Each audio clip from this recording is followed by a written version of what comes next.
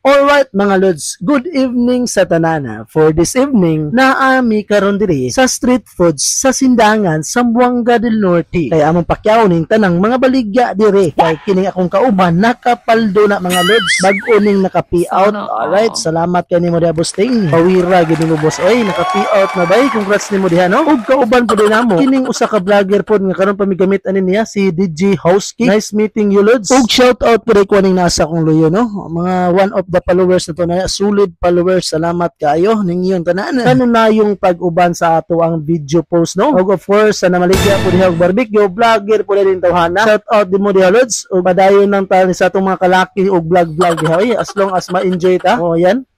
Palo to palo na ang duha diha. Palihog ko og palo ano niya no, solo vlog.